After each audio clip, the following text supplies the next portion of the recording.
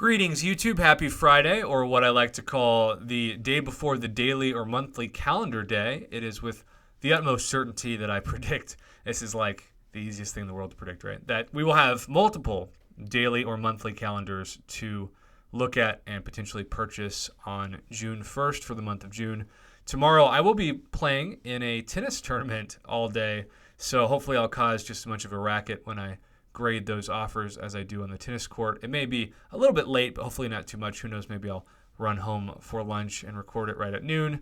Stay tuned. But in the meantime, for those of you that caught the sponsored crystal opening known as unofficially Legacy, since there was so much crazy lag in that video, sorry about that once again. But I was hoping to get CULL Obsidian. I truly believe the data suggests, in so many crystal openings that I've kept track of, that the sub-featured champion is much easier to pull than the featured champion. And the sub-featured champion for the Ebony Maw crystals is CULL Obsidian. So I thought and hoped that I would pull a 5-star CULL Obsidian. But unfortunately, even though, it's better than nothing, I only pulled not one, but 2 CULLs. And actually, now that I remember it, I pulled 3 4-star CULLs out of 50 crystals. But no 5 stars and no 6 stars. I mean, 3 is still pretty cool. Certainly better than 3 stars. But at the same time, not really sure if I'm ever going to use this guy, maybe just for the arena. So you contrast that sub-featured to the featured champion, in which I did not expect to come close to getting anything besides maybe a 3-star. And I broke the 5-star RNG, pulling not 1, but 2 5-star Ebony Maws. So suddenly I was thinking, I want CULL, I'll get CULL, and now I have Ebony. And I have done a little testing, and I'll just kind of show you what I see when we jump into a couple of fights. But I just kind of think this guy hits like Squidward Tentacles would hit in real life. Like his nickname for Infinity War was Squidward by Mr. Tony Stark. And I look at it and think, yeah, it seems about right. You can see his stats. He's got a decent amount of health, but his attack is 845, which isn't crazy lower than the other people at his rank. But like, let's take Proxima. Well, let's take Loki, for example. 932, right? The Hood, 888. Unstoppable Colossus, 914. So even though it's comparable, it is still the lowest attack I've seen out of a rank 1. And on top of that, when you look at the other abilities and stats, you see that the missions are really what this guy's about. And I'm somebody who really does like to get a champion out of a crystal and just throw him straight into a fight and see what happens. You'll also see that landing a heavy attack steals all the opponent's power gain buffs and 10% of their current power. 10% of their power, it's not really that much. It's certainly not comparable to my favorite power control champions. Iron Man Infinity War is one of my favorites. But certainly, if you're going to talk about the power control MVPs, you're going to be talking about Magic, probably Dr. Voodoo thrown in there, and then, of course, Vision, and especially OG Vision. So you compare this to like a Dormammu too, and this is a champion that's been billed by Kabam to be a power control champion. But my big question is he fun to fight with, right? Is this going to be somebody that you enjoy just taking into a fight, even if you just use him in, say, the arena?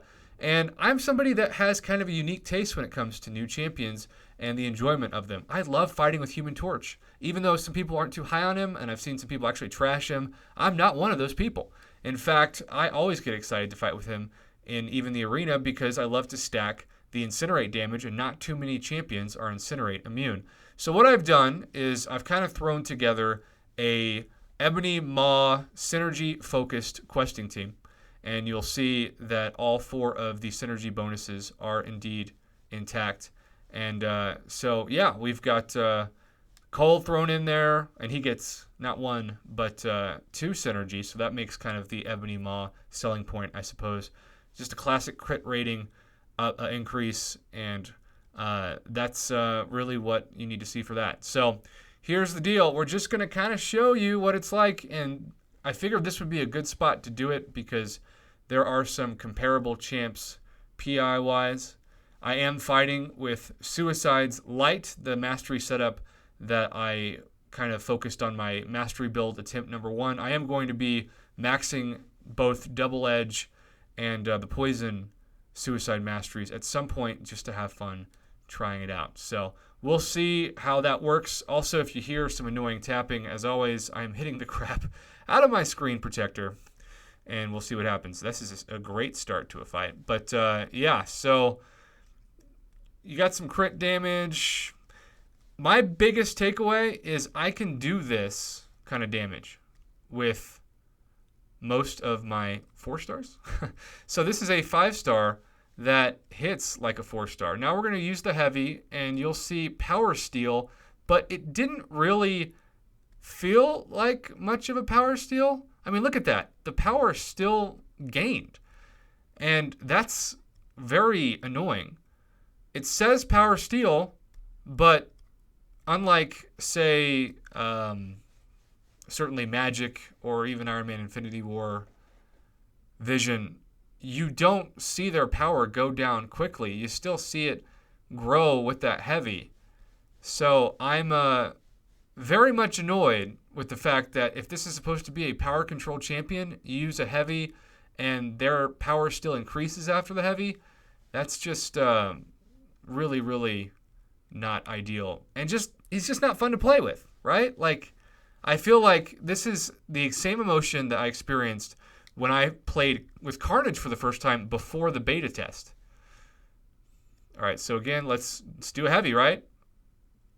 His power still increased. It went down a little bit, but it might be a net even. In other words, gains a little bit of power and loses a little bit of power. But I still think if you use the heavy, you are actually causing them to gain more power than you actually steal.